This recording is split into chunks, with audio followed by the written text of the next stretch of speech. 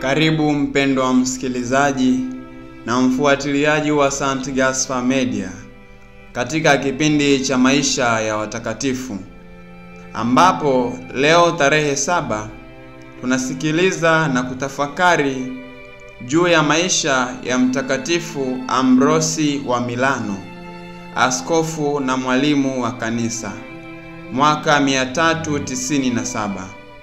Ambrosi, mtoto wa gavana wa Ufaransa, alizaliwa Trier nchini Ujerumani mnamo mwaka 340 katika familia ya Waroma. Siku moja alipokuwa bado mtoto, aliwasindikiza mama yake na dada yake kwenda kanisani. Walipofika kanisani, aliona wakiubusu mkono wa askofu. Mara alisema, "Ubusuni mkono wangu pia, kwa sababu nami nitakuwa askofu."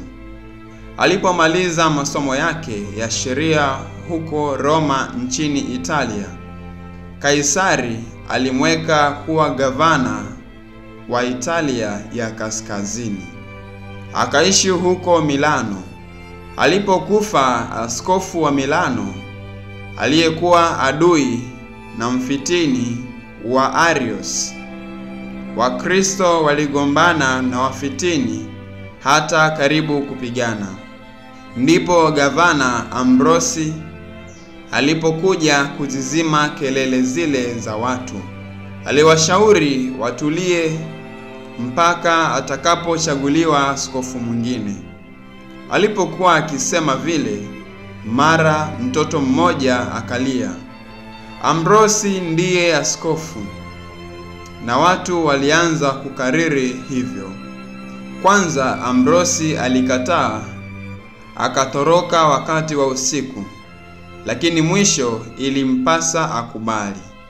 Kwa sababu alikuwa hajabatizwa bado, alibatizwa kwanza. Siku 8 zilipita ndipo akapewa uaskofu. Namo tarehe 7 Desemba mwaka 374, Ambrosi aliwagawia maskini mali zake na alianza kusoma maandiko matakatifu.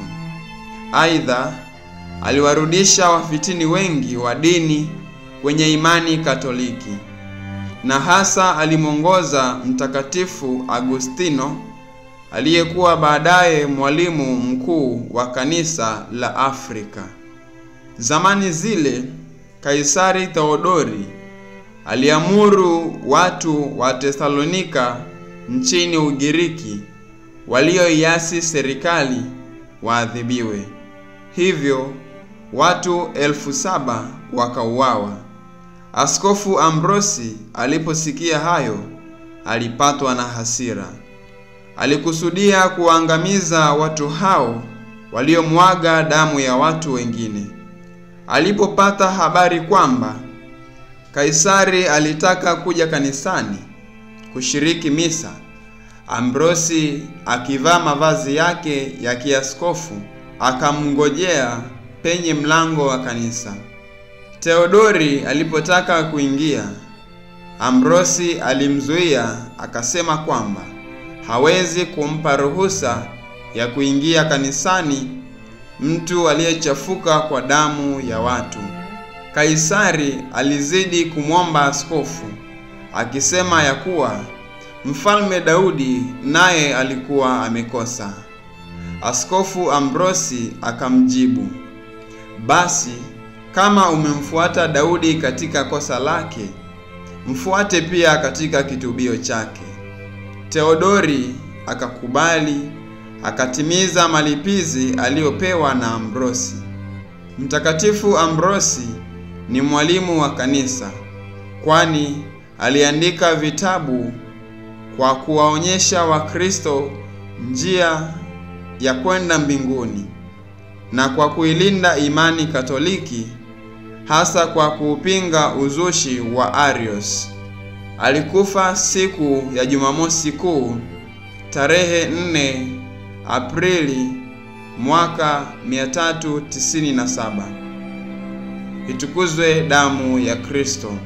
Watakatifu wa Afrika, tarehe 7 Desemba: Mtakatifu Severus, mfiadini Algeria. Mtakatifu Agathonius, mfiadini Misri. Mtakatifu Ambrosi wa Milano, askofu na mwalimu wa kanisa. Utuombee.